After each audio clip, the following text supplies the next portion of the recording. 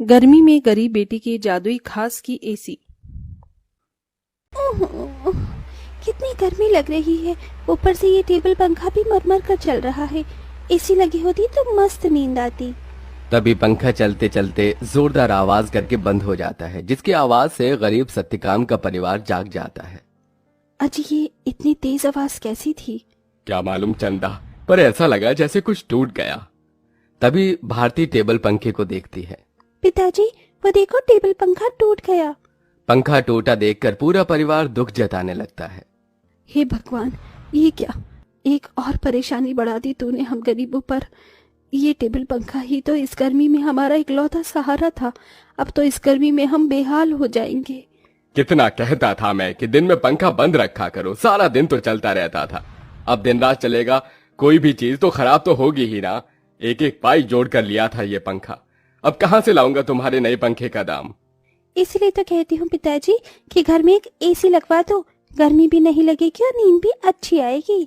ये सुनकर गरीबी से झुंझलाया सत्यकाम अपनी दूसरी बेटी भारती को डांट लगाते हुए बोला, अरे चुप कर तू भारती, तेरा बाप कोई सर्विस वाला थोड़े है जो लाख रुपए महीना कमाता है। जब देखो एसी एसी एसी कहते रहती है। ये एसी सोफा सब अमीरों के घरों में होता है, हम गरीबों की औकात में नहीं है खरीदना। अजी, अब जाने भी तो बच्ची है। अब ही चलो सब सो जाओ। आस पड़ोस वाले भी इतनी रात में हम गरीबों के घर में से हल्ला गुल्ला होता सुनेंगे तो क्या कहेंगे। जैसे तैसे सब गर्मी में सो जाते हैं, लेकिन अपने गरीब माँ बाप बहन को गर्मी से बेहाल देखकर वो गरीब बेटी रात भर खुद सो भी नहीं पाई। अरे सुबह हो गई, जल्दी से साफ सफाई कर लेती हूँ, फिर बाबा के लिए चाय भी बनानी है। घर में झाड़ू लगाकर जब वो घर के बाहर आकर देखती है तो आम के पेड़ से पूरे आंगन में पत्ते ही पत्ते बिखरे थे और पेड़ पर फल लगने को थे, जिसे देखकर वो खुश हो गई। अरे वाह, आम के पेड़ पर तो बेर लगने लगे हैं। अच्छा है, थोड़े दिन में आम पक जाएंगे। पिताजी को तो आम के साथ रोटी खाना कितना पसंद है। अगर उन्हें रोज अपनी मनपसंद की सब्जी या फिर मीठे आम मिल जाए तो वो पेट भरकर रोटी खाते हैं। लेकिन इस गरीबी में नमक रोटी और चटनी रोटी खाकर ही गुजारा करना पड़ रहा है। इस घर की बड़ी बेटी होते हुए भी मैं अपने गरीब माँ बाप के लिए कुछ भी नहीं कर पा रही हूँ। मेरे प्यारे आम के पेड़, मैं उनके लिए कुछ करना चाहती हूँ। खास करके भारती की ख्वाहिश है कि हम अपने घर में एसी लगवाएं। सबसे पहले मैं अपनी कमाई से अपने घर में एसी लगवाऊंगी। गीतू रोज ही अपने आंगन में लगे उस आम के पेड़ से अपना सुख दुख बांटती थी। वो पेड़ जैसे उसके परिवार का हिस्सा बन चुका था, क्योंकि गीतू ने 5 साल की उम्र में आम की गुठली बोई थी और हर दिन उसमें खाद पानी डालती, जिसे आज पेड़ इतना विशाल और फलदार था। पेड़ के नीचे हर कुछ दिनों में घास उगाती, जिसे गीतू जुगाड़ लगाकर कभी घास की चटाई तो कभी कालीन बुना करती थी। गीतू, मैं और तेरे पिताजी जमींदार के खेत पर जा रहे हैं काम करने। माँ, आप और पिताजी अपनी खेती खुद क्यों नहीं उगाते? वो जमींदार तो यही चाहता है कि हम गरीब लोग सारी जिंदगी उसकी गुलामी करें। तभी तो धूप में वो आपसे गधों की तरह काम करवाता है और सिर्फ 100 रुपए ही देता है पूरे दिन के। पिताजी, आप ही तो कहते हैं ना कि हम गरीब किसान मिट्टी से सोना उगाते हैं। हाँ बेटिया, लेकिन एक गरीब के लिए 2 रोटी कमाना रोज की कठिन चुनौती होती है, जिसे पार करना पड़ता है। सत्यकाम और चंदा चिलचिलाती कड़ी धूप और गर्मी में खेत पर आते हैं, जहाँ जमींदार ठाठ से कुर्सी पर बैठा था और नौकर छतरी लिए खड़ा था। ओहो, बाप रे बाप, कितनी गर्मी है। आग बरस रही है। इतनी गर्मी में तो एसी की ठंडी हवा छोड़ने का मन ही नहीं करता। राम राम मालिक। अरे भाड़ में गया तेरा राम राम। यहाँ गर्मी से मेरा कचूमर निकला जा रहा है। कहाँ मर रहा था? हाँ, अब तक कहाँ मर रहा था? चलो दोनों मियाँ बीवी खेत जोतने में लग जाओ, उठाओ हल। जी मालिक। बेचारे दोनों कड़ी धूप में उतनी बड़ी जमीन में हल जोतते हैं, उनके माथे से टप टप पसीना बहता जाता है। अजी, शाम हो गई। आज तो मालिक दिहाड़ी देने के डर से आए ही नहीं। उनकी हवेली चलकर मांग लेते हैं। पंखा ठीक भी तो कराना है, वरना गर्मी में गुजारा नहीं होगा। दोनों जमींदार के घर आते हैं, जहां जमींदार पांव पसारे एसी की चिल्ड ठंडी ठंडी हवा खा रहा था। ओहो, क्या मजा आ रहा है। हा, एसी में भैया मजा बहुत है। अरे सत्यकाम, तू यहाँ? जी मालिक, पैसे दे दीजिए। ये पकड़ 200 और चल दफा हो जा।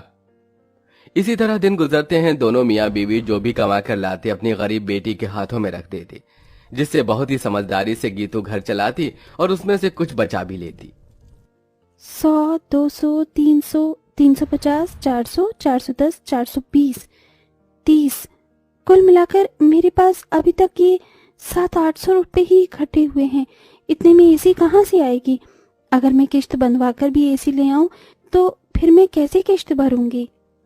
तभी भारती अपनी गरीब बहन गीतू को परेशान देखकर बोली।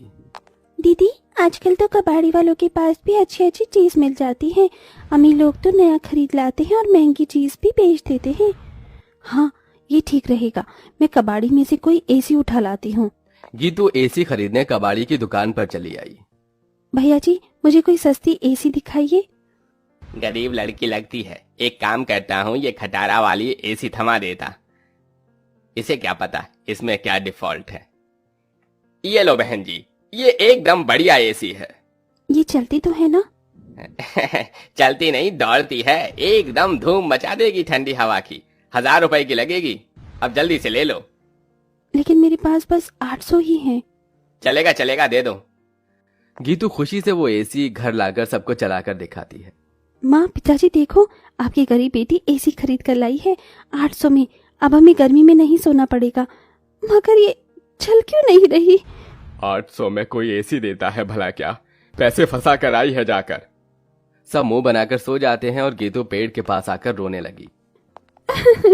मेरे प्यारे आम के पेड़, वो कबाड़ी वाला मुझ गरीब के पैसे खा गया। ये एसी चल भी नहीं रही। मुश्किल से 1-1 रुपया इकट्ठा किया था। गीतू को रोते देखकर पेड़ बोलने लग जाता है। गीतू, तुम रो रही हो? रो मत, मैं तुम्हारी एसी को जादुई एसी बना देता हूँ। क्या सचमुच में ऐसा हो सकता है? तभी पेड़ जादू करता है और जमीन पर ढेर सारे घास उगाते हैं जो बहुत चमक रही थी। गीतू, इस जादुई घास को मैंने अपनी शक्ति से उगाया है। इसे एसी में लगा दो, ये एसी जादुई हो जाएगी।